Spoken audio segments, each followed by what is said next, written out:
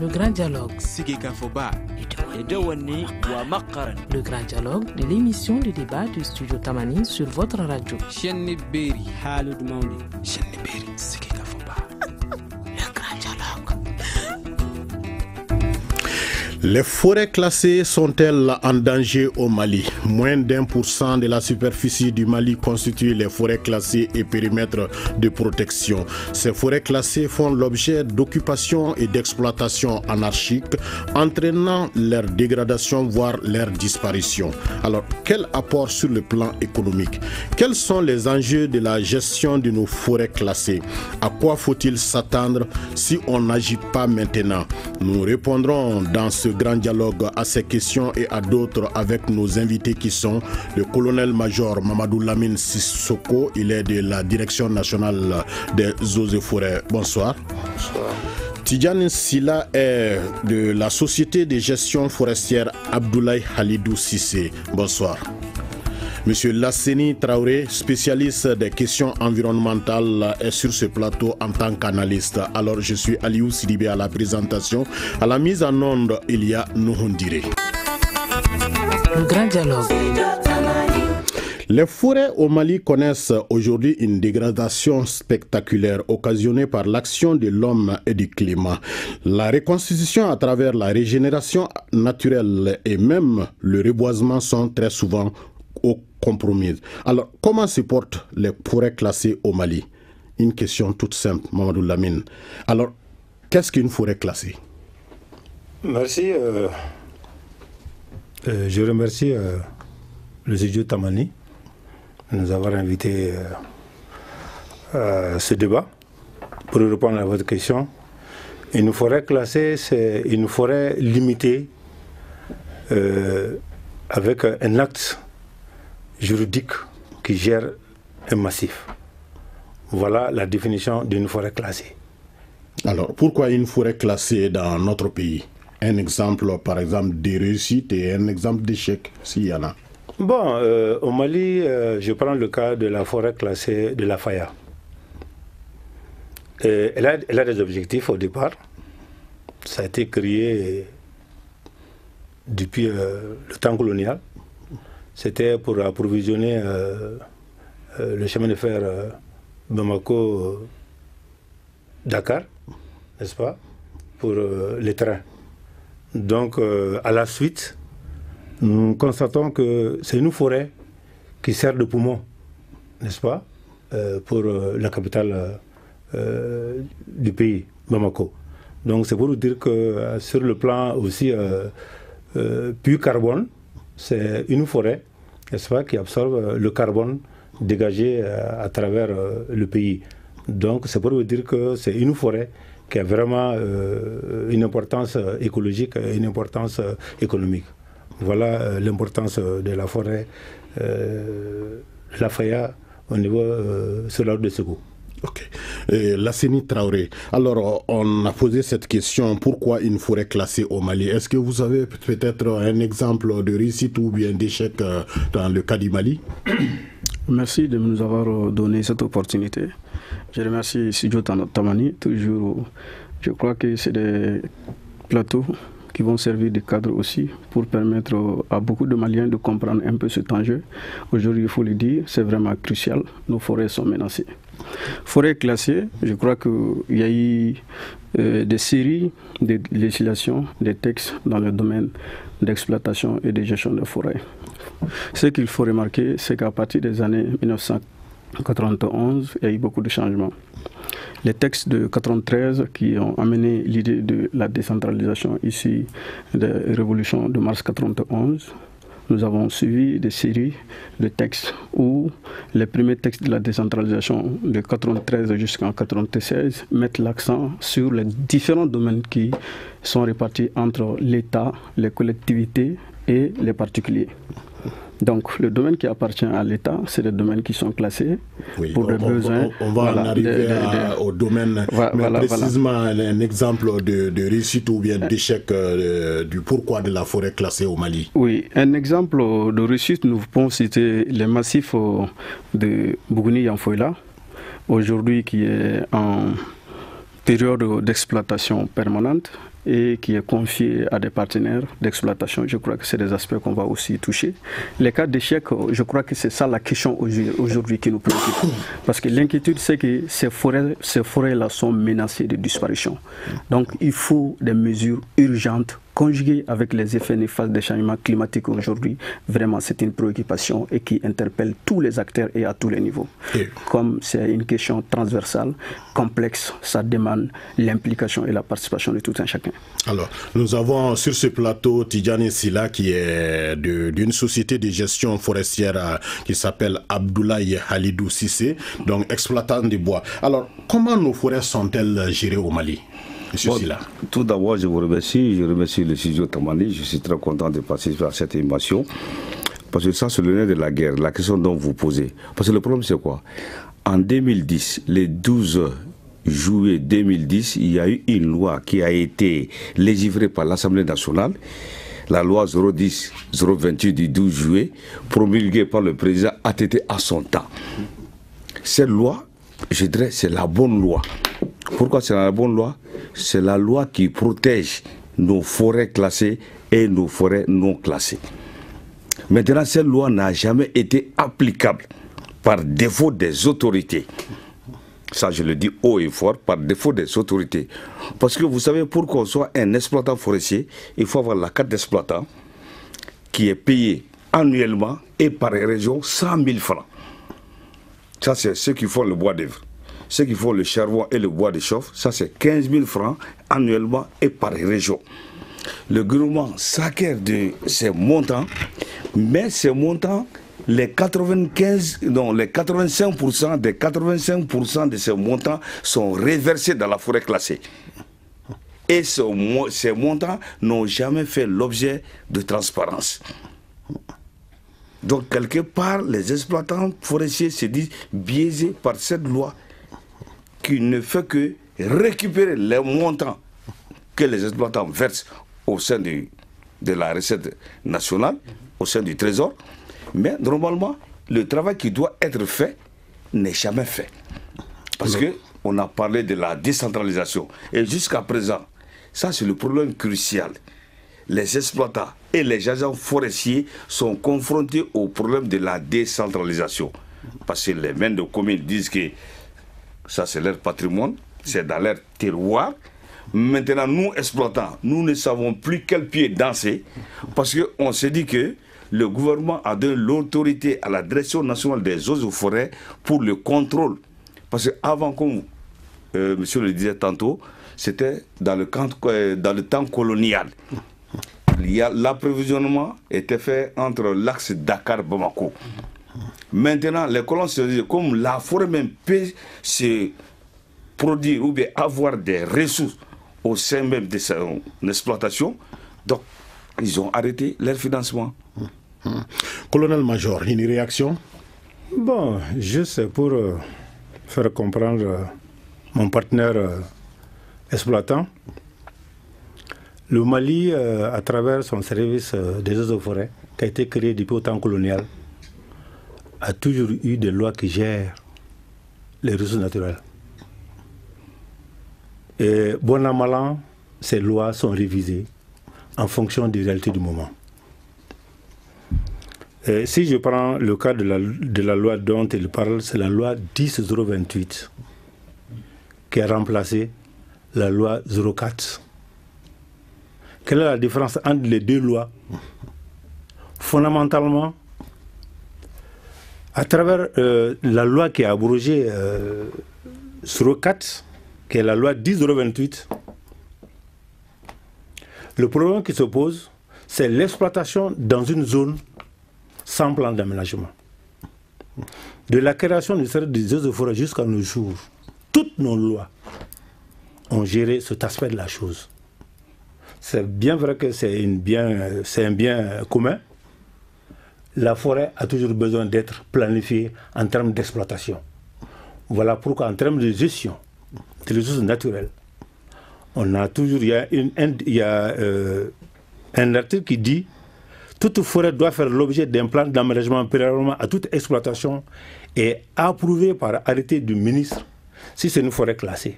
Ça voudrait dire qu'une forêt classée peut être, n'est-ce pas, exploitée, mais il faut qu'il y ait un plan d'aménagement.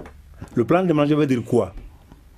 Ça veut dire qu'à un moment donné, on a une feuille de route qui nous permet, n'est-ce pas, de savoir qu'est-ce qu'on peut exploiter annuellement, qu'est-ce qu'on peut garder annuellement pour ne pas décimer le capital.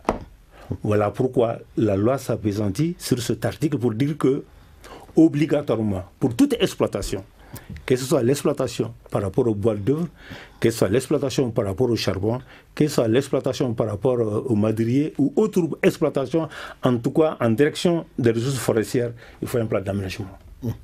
Voilà pourquoi en 2011-2012, il y a eu des problèmes. Il y avait un moratoire entre la Direction nationale des eaux et forêts et la Fédération malienne des exploitants pour nous permettre, n'est-ce pas, de faire écouler des produits qui ont été exploités dans les zones sans plan d'aménagement. Après coup, il y a eu des séries de lettres pour rappeler les différents responsables des services des eaux et forêts pour appliquer les textes. Voilà pourquoi aujourd'hui, en termes de gestion des ressources naturelles du pays, le manque d'application des textes fait qu'il y a problème. Ok, mais le problème c'est la dégradation actuelle, mais qui en est responsable? C'est le manque d'application des lois à tous les niveaux. Les textes sont très clairs, si les textes sont appliqués, à un moment donné il n'y aura pas de problème. Je prends un exemple terre à terre. On prend un massif donné. Surtout que nous avons des massifs à productivité faible. On prend un massif, on dit qu'on peut exploiter 100 mètres cubes de bois d'œuvre par an. Mais si on dépasse les 100 mètres cubes de bois d'œuvre, qu'est-ce qui va se passer? Mais la forêt va se dégrader, bien sûr.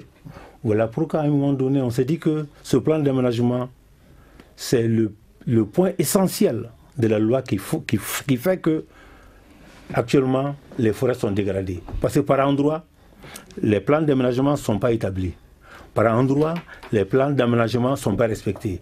Voilà pourquoi nous assistons aujourd'hui à la dégradation de nos massifs à travers le pays. Ok, merci. Monsieur Traoré, est-ce que vous, à votre niveau, au cours de vos recherches, vous avez pu identifier quand même des responsabilités par rapport à la dégradation de nos forêts classées? Effectivement, je joins ma voix à celle de mes prédécesseurs pour dire que les questions de dégradation des forêts sont à la fois anthropiques, mais aussi naturelles. Donc je crois que l'aspect anthropique, c'est ce qui est beaucoup gênant, c'est ce qui est lié à l'homme. Donc l'homme dégrade durablement et de manière des fois irrémédiable la forêt. Donc la pression anthropique sur ces forêts aujourd'hui est vraiment inquiétante. Sinon de l'autre côté, il y a l'aspect naturel où on assiste au phénomène naturel de dégradation de l'environnement, notamment la désertification, qui est aussi en partie liée au fait que ces mêmes populations-là coupent de manière abusive les arbres. Donc qui peut occasionner aussi l'avancée du désert. Donc on peut dire qu'on assiste à un autre problème qui va au-delà. Oui, il faut au moins un texte, même si le texte est mauvais. Mieux vaut un mauvais texte que de n'avoir pas en disposer. Le problème qui se pose, pourquoi les textes ne sont pas appliqués? Moi, je crois que la question nous interpelle. À travers sa réaction, aujourd'hui, je ne peux pas voir les citoyens qui élaborent ou qui sont associés, impliqués à l'élaboration d'un texte, et qu'au moment de son application, les populations ne se reconnaissent pas. Ce qui veut dire qu'un travail n'a pas été fait quelque part. Cela sous-entend aussi que quelqu'un n'a pas fait son travail.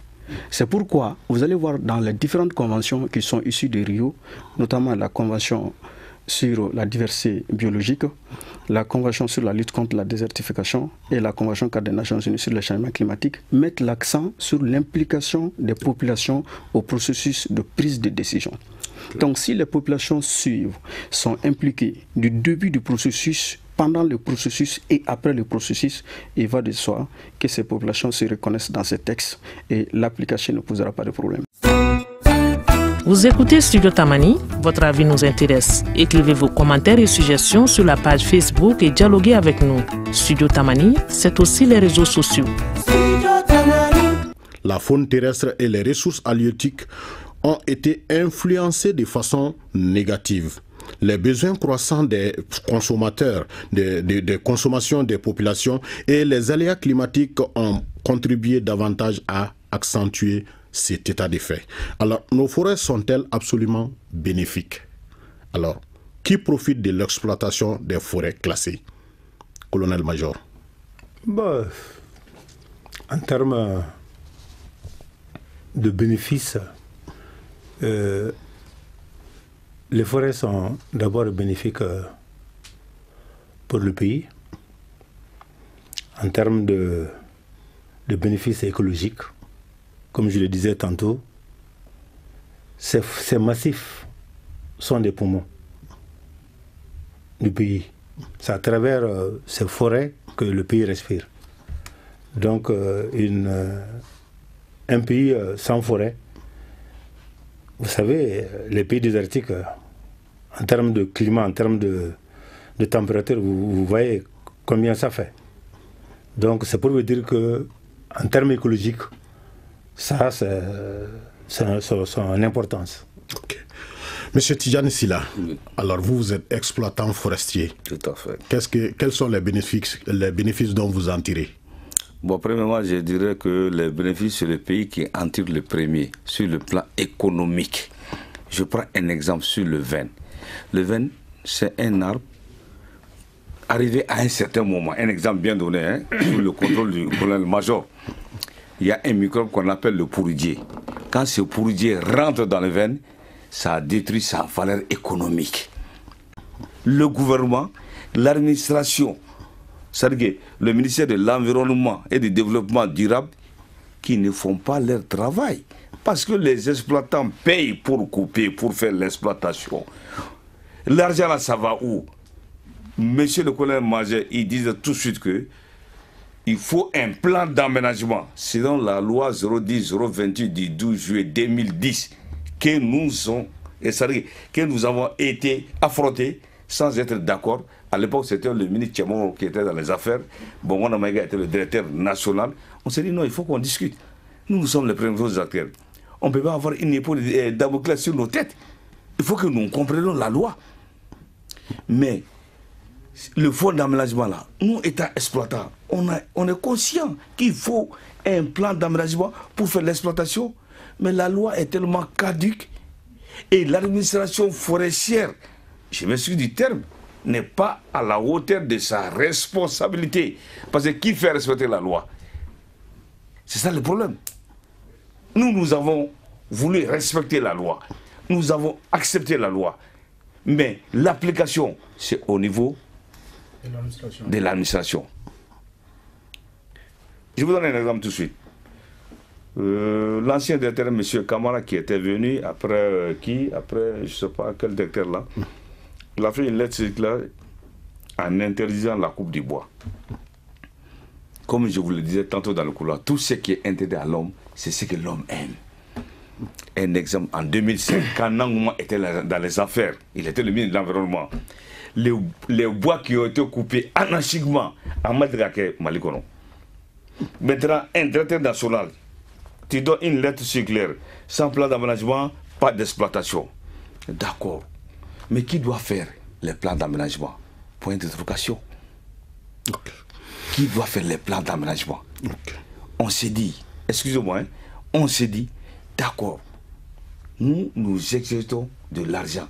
C'est le gouvernement qui doit faire le plan d'aménagement, par le biais du ministère de l'Environnement et du Développement durable. Le ministère ne parvient pas à s'acquitter de cette tâche. Nous nous disons, nous étant les principaux acteurs, nous ne vivons que de ça. Nous sommes prêts à faire des plans d'aménagement. Mais si on n'a pas d'accompagnement, à qui la faute? Okay. D'accord. Et nous revenons vers Lasseni Traoré, le spécialiste en questions environnementales. À la date d'aujourd'hui, vu l'insécurité au sein de certaines forêts classées au Mali, parce qu'on a remarqué que certaines forêts classées deviennent le nid des bandits armés. Alors, que faut-il privilégier? Il faut d'abord rappeler que les questions de bandits au sein des forêts précèdent une autre question, c'est les déplacés climatiques. Donc, je ne vais pas m'appesantir trop sur ça, parce que c'est des discussions à un niveau international où la notion de réfugié climatique n'est pas encore reconnue et partagée. Mais ces bandits qui se réfugient dans des forêts constituent un danger pour tout le monde. S'il faut décrire quelque chose, vraiment, c'est cette chose qu'il faut sévèrement décrire. Mais si vous parlez en termes de responsabilité, parce que la responsabilité quand même de protéger, de gérer ces forêts revient à l'État et aux exploitants aussi. Parce que c'est de manière convergente qu'on arrivera à une solution partagée. Ces bandits, normalement, il est de l'apanage de l'État. L'un des principes de base qui est la protection et la préservation de ces forêts. Donc qui va aussi avec les règles régaliennes de l'État, la sécurité. Et la sécurité sur l'ensemble du territoire. Donc la forêt prise spécifiquement, il y a un département qui s'occupe de ces questions-là, qu'il a tantôt évoqué le ministère de l'Environnement. Mais il y a aussi des partenaires qui nous accompagnent dans ce sens. Parce que vous ne pouvez pas parler de gestion des forêts sans pouvoir les sécuriser. Et vous avez donné une idée par rapport aux superficies. Nous avons à peu près 8% du territoire national qui est occupé par ces forêts-là. Et il y a des chiffres encore qui inquiètent par rapport au degré, l'élan avec lequel ces forêts-là qui sont en train de se dégrader. Donc l'État a le devoir de pouvoir suivre partout où les bandits peuvent se réfugier afin de pouvoir sécuriser. Cela sous-entend qu'un suivi de près à l'intérieur de ces forêts-là n'est pas au rendez-vous. Parce qu'il va de soi que la notion de supervision de ces forêts, oui, je suis parfaitement d'accord que ça va évoquer une question de moyens. Les moyens ne sont pas au rendez-vous aussi, il faut le dire, il ne faut pas se le cacher. S'il faut superviser toutes nos forêts, il faut penser à mettre les moyens à la disposition de ce département, permettant quand même de faire ce suivi-là et de près. Parce que s'il faut placer les agents des eaux de forêt dans des distances respectives, où on ne peut pas constater des cas de réfugiés ou même des bandits qui vont se réfugier dans ces forêts, ensuite en pleine journée ils sortent, ils font des trucs. Nous avons une question de sécurité conjuguée aujourd'hui avec la situation qui prévaut au nord du Mali. Donc ça ne fait qu'augmenter ces situations-là et qui méritent encore à un niveau, quand vous avez évoqué à un point où on va parler de solutions, je crois qu'on peut bien développer ces aspects-là. Très bien. Merci. Colonel-major, alors nous avons remarqué qu'un contrat a été signé entre la Direction nationale des eaux et forêts et la société TAM Voyage sous la forme juridique d'une amodiation. C'est un cas quand même rare, sinon je dirais unique au Mali. Alors qu'est-ce qu'on peut retenir des avantages ou des inconvénients de l'amodiation? Ok, merci. En termes d'amodiation, c'est un contrat de gestion partagée entre un privé et l'État, en termes de partenariat public-privé. Vous savez, à un moment donné, le Mali n'a pas le choix, le gouvernement n'a pas le choix. Il faut faire participer tout le monde à la gestion du pays. Et c'est prévu par les textes. La gestion en amodiation et la gestion en concession, n'est-ce pas, d'une forêt à un privé. Ça, c'est ses avantages. Ses avantages, c'est quoi? Le privé a ses moyens propres. Mais c'est souvent un contrat et un cas de charge que ce travail est fait. Donc, ce cas de charge est fait avec le service technique. Donc c'est pour vous dire que l'État gagne dans le partenariat. Le privé gagne dans le partenariat. Mais ce qu'il faut comprendre, l'amodiation, la concession, nous l'avons fait avec un partenaire au niveau de Bougouni. On l'a fait avec un partenaire vers Kita. Et on l'a fait avec un partenaire au niveau de la Faya.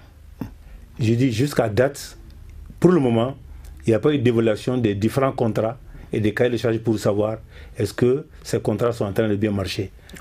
Sinon, c'est prévu par les textes et je pense que l'État a intérêt à aller au partenariat public-privé pour la bonne gestion, n'est-ce pas, du patrimoine du pays. Je vous donne l'information que la couverture végétale du pays, forestière du pays aujourd'hui, c'est environ 125 000 km², soit 10% de la superficie du pays. Très bien. Vous avez 106 forêts classées. Donc c'est pour vous dire qu'aujourd'hui, le secteur des eaux et forêts est en train d'évoluer à travers les textes. Les lettres dont mon collaborateur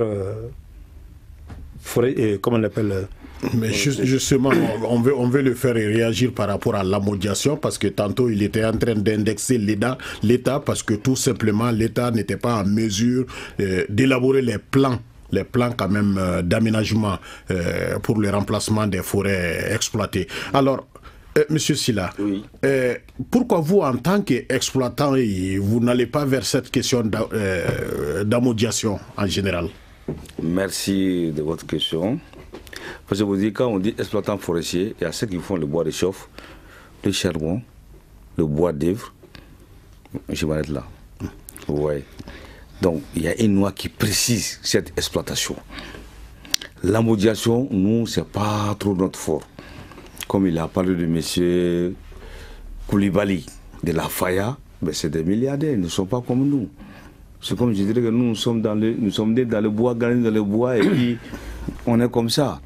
Donc nous, on n'a pas la capacité financière comme eux. Mais ce que nous reprochons à l'État et à l'administration forestière,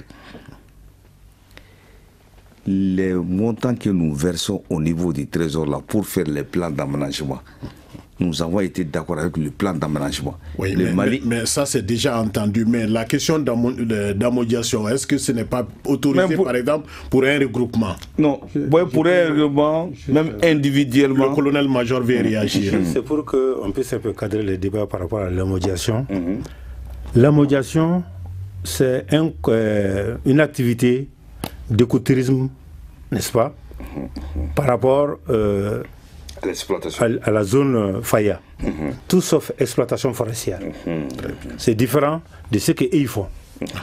Donc il faut un peu cadrer les débats. Donc en termes d'amodiation avec la société TAM qu'on est en train de vivre au niveau de la Faya, c'est la création des ranches, amener des gibiers, faire du tourisme.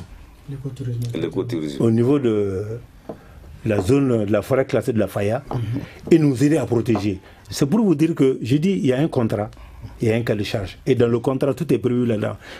Il y a même un plan d'aménagement qui est prévu, que Tam Voyage doit financer. C'est prévu dans le plan. Mais en termes d'exploitation forestière, le texte aussi est là qui prévoit. D'accord. Donc nous allons, oui, on va revenir, on va revenir à votre niveau, mais le temps de voir la réaction de notre spécialiste en question environnementale par rapport à l'impact de la dégradation ou de l'exploitation des forêts sur le plan culturel. Effectivement, j'ai échangé avec des communautés à la base par rapport à ces questions-là. C'est une préoccupation. Vous savez, il est arrivé que certains vieux nous disent que de manière culturelle, il y a ce qu'on appelle la disparition pratiquement de certaines pratiques culturelles, dû tout simplement au fait que vous avez les lieux de culte, ils avaient besoin de certaines espèces pour les faire revivre. Mais pratiquement, ces espèces-là ont disparu. Vous voyez, c'est inquiétant. Et sur un autre plan, vous allez vous rendre compte que plus vous allez dans des villages aujourd'hui, les femmes qui se déplaçaient et à un pas du village, ils pouvaient tout de suite ramasser les bois et revenir à la maison. Aujourd'hui, il faut parcourir des kilomètres pour pouvoir s'approprier de ces denrées rares-là. Donc une préoccupation majeure. Et je voulais juste dire 2 mots par rapport à l'amodiation. En fait, l'inquiétude, c'est comme vous nous rappelez la question des sociétés nationales et la privatisation de ces sociétés-là. C'est parce que ça sous-entend que l'État, à un moment donné, s'est dit « je ne peux pas seul, il faudrait confier à d'autres personnes ». Qu'est-ce qui a amené l'État par rapport à la gestion des forêts, qui est considérée comme d'utilité publique? Est-ce qu'en confiant cette exploitation à des privés, on va se retrouver avec la notion d'utilité publique et la préservation de ces forêts-là? Une réaction, un avis, un commentaire. Réagissez sur la page Facebook de Studio Tamani et restez connectés avec nous. Studio Tamani sur les réseaux sociaux pour vous faire entendre. Retour sur ce plateau avec nos invités, le colonel-major Mamadou Lamine Sissoko de la Direction nationale des eaux et forêts, Tidjane Silla de la Société de gestion forestière Abdoulaye Alidou Sissé et Lasseni Traoré, spécialiste des questions environnementales. Les facteurs de la dégradation des forêts, la coupe de bois pour les besoins énergétiques d'une population en constante croissance continuent d'accentuer les effets négatifs. Alors, nous allons écouter à ces propos un exploitant. Ubo kita marala ani yavoila mara ani kolanyaba mara atige yoro la gelaba de bi ni mago bala sisan ibita dugumugo de fe abe soroka be prila mobili nyekele bi nani bi sabani duru toro du yere bi oro wabi woro o sorola mu fe jefuru ma u joro la parce que jefuru yere joro tala parce que alfa tle ko beki jandi ka yoro la beki ka yoro na fabo o de nana nay donc c'est ça bi dugumu ta sara famo ta fana aywa ibo sara franjero hageto warla parce que papier ni papier bala akanoko doni donc inatola famo sugu bebi dominala parce que afara yir kanatike donc anu mo ko saganya ni yirte tobli bi kala lambe dala takabana villa be porto abe de bo yirla na ko kanatike fento bulo ko blo non ayo donc ka papier jo donc ya do abigala amunu molo wala o ma ke tagisi fon fe amo sarakana amma seya donc amunu na fire o mo famo mu jojoro la famo de nodo abeju de o ni ki bi gula fala be famo no te du protocole mo bi ni so sara o ta sara famo ya donc ni famo joro be de ba famo ta sara donc fando mu bo nyokona ni ki bi gula na jamana ngora be nyemu di ko famo kacha o je foro be police be gendarme be douane be jumondo be fengle ne law be jube yoro gele la parce que ni sarati poto bara ma chawa folo an mo yiritige ibita itis imagiri wula kono doron abana parce que je foro na e premu 1600 premu tara o kera wa bi wora o kera wa bi sheginyo wo famo warate ni je foro te mi ma contrôler normalement maintenant jodo donc be bi tamina aw ba tamina dugumo bu tamina o munu wono yo no gendarme ni police yo ani douane ne papier tala mumaira kwa mo bo jamana wore o duga yaw ta wore tongo de agala wore tongo fete se kan no ya munu ngone ba bara wula kono ko ne senten no ko la nyon fo me ngone ne ma nyon fo me yere ko ni kechu ko fo ni yele ma do na nyema bo wore ka problem la sinon je furu wore fleni ma je furu nyema bo fo je furu wore kamana ngone do ala toro u to ko chana toro bu kan aywa donc kanye mo de nodo no te mali fampe a jiri ko ingilente ko mali fampe de sare afuiti se munu ye fon mo lu ka sare de tamatro mo ko donc ala jamane me balo fon don ne kan ça bana. Alors, colonel-major, vous venez d'écouter l'intervention de cet auditeur, bien sûr, en Bamanankan. Et toujours, vous êtes indexé au niveau du service des eaux et forêts. En même temps, quand même, il retient quand même que le service des eaux et forêts n'est pas en mesure d'assumer la responsabilité qu'on leur confie. Alors, pourquoi faut-il agir maintenant? Est-ce que nos forêts sont en danger, selon vous? Bien, nos forêts, ils ne sont pas en danger. Si les textes sont appliqués, si chacun joue son rôle. Mais justement, on dit que les textes, on n'arrive pas à appliquer les textes. Je dis, les textes doivent être appliqués à tous les niveaux. Que ce soit les textes par rapport à la gestion des ressources forestières, les textes à tous les niveaux. Pas seulement liés à la forêt. Hein. Je dis, tous les textes doivent être appliqués dans ce pays. Ce qu'il vient d'expliquer. Le problème tourne à un moment donné autour du vin, qu'on appelle en Bambara Guénou, le bois d'œuvre qui est beaucoup convoité par l'Asie. Le phénomène a commencé en 2009-2010. C'est des étrangers qui sont venus au Mali pour venir à travers des nationaux demander à exploiter du vin pour amener, n'est-ce pas, en Asie. Comme je le disais dans mon intervention, au Mali, il n'y a jamais eu de loi qui n'a pas dit qu'on ne doit pas exploiter sans plan d'aménagement. Mais qu'est-ce qui se passe? À un moment donné, le bois exploité était consommé localement. Donc, ce n'était pas tellement palpable en termes de quantité exploitée. Vous savez, quand on parle d'exploitation, c'est des tonnes et des tonnes qui vont sortir. À un moment donné, on a essayé jusqu'à 400 et quelques conteneurs de veine qu'on voulait amener en Chine. C'est pour vous dire que le Mali, à un moment donné, à travers encore ma division, parce que je suis point focal CITES, nous avons combattu, aller jusqu'au niveau de la COP pour ramener le veine en annexe 2 de la CITES. Qu'est-ce que ça veut dire? Oui, justement. Ça veut dire que ce bois-là, il ne doit pas sortir sans un document international qu'on appelle le permis CITES. Convention internationale pour le transport, n'est-ce pas, des produits forestiers. Donc en 2016, plus précisément en septembre-octobre, la Convention a accepté, n'est-ce pas, l'adoption de la résolution de mettre le veine en annexe 2. C'est pour vous dire que ce produit, aujourd'hui, est suivi pour une question de traçabilité et de durabilité de ce produit. On est obligé de passer, je dis, par des règlements pour exploiter et pour faire sortir. Voilà tout le problème autour, n'est-ce pas, de ce produit. Okay. C'est pour juste vous dire que, au niveau des services des eaux et forêts, ça n'a jamais été demandé et ce n'est même pas possible de dire interdiction formelle de couper du bois. Ça n'a jamais été dit. Okay. Mais seulement on dit il faut respecter les textes. Les textes, c'est quoi? On ne doit pas couper sans plan d'aménagement. Voilà tout le problème. Très bien. Monsieur Sylla, bon, vous allez réagir, mais le temps de vous demander tout simplement, quels sont les changements que vous avez remarqués par rapport aux composantes de la forêt, notamment la perte de biodiversité? Parce que j'imagine que ça fait longtemps que vous exploitez les forêts. Oui, je suis d'accord avec vous. C'est pour là que je vous disais tantôt, la loi 010-028 du 12 juillet 2010.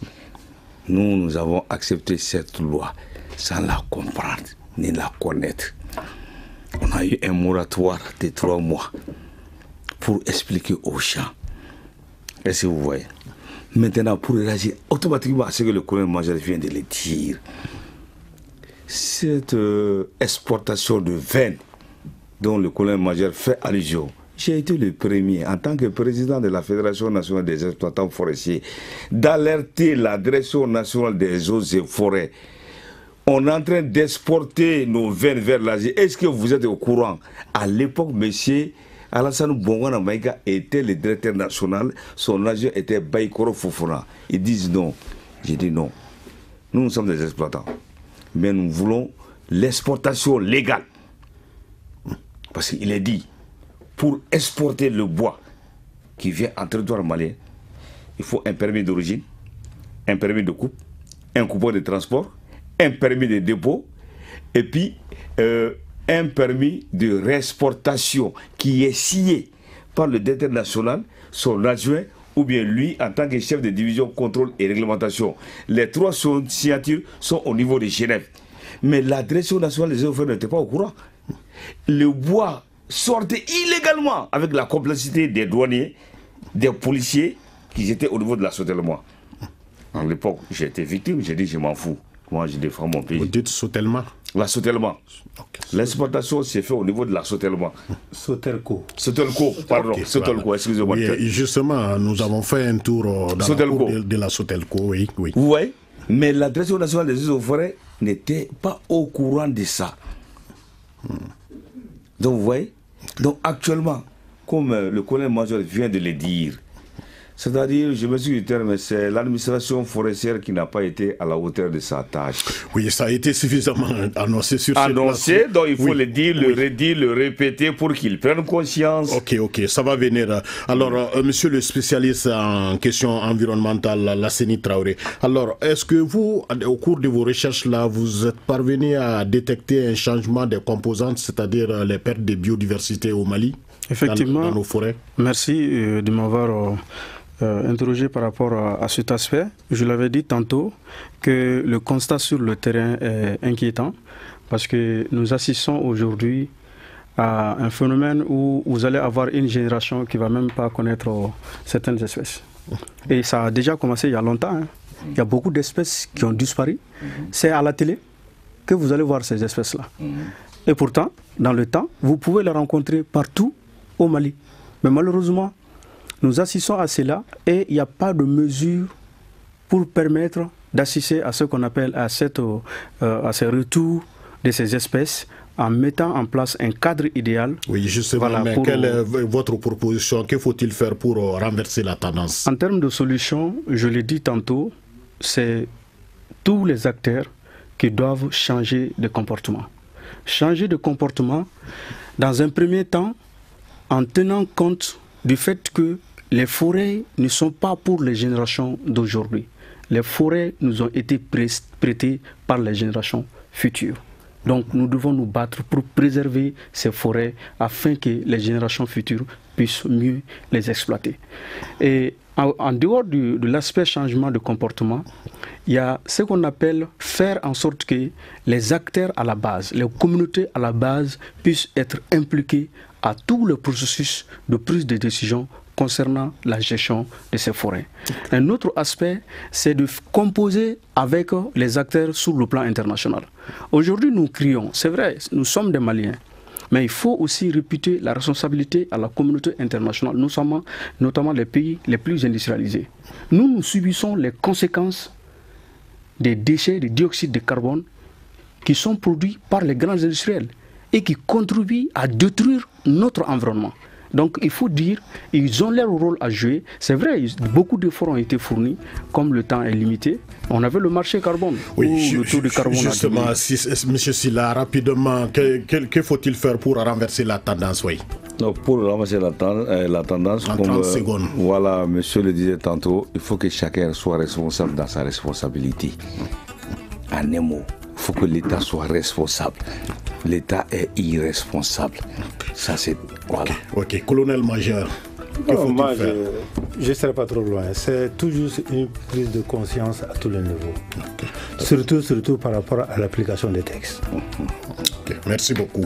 Mesdames et messieurs, merci d'avoir suivi cette émission. Je vous rappelle que vous pouvez nous poser vos questions ou contribuer au grand dialogue à travers notre répondeur. C'est au 75 84 11 11 ou 75 84 12 12. Cette émission est une réalisation de Ibrahim Aran Diallo. Nouhoundjire a assuré la mise en onde et Mamadou Ouattara la régie vidéo. Je suis Aliou Sidibé à la présentation et à la prochaine. Le grand dialogue. Le grand dialogue de l'émission de débat du studio Tamani sur votre radio.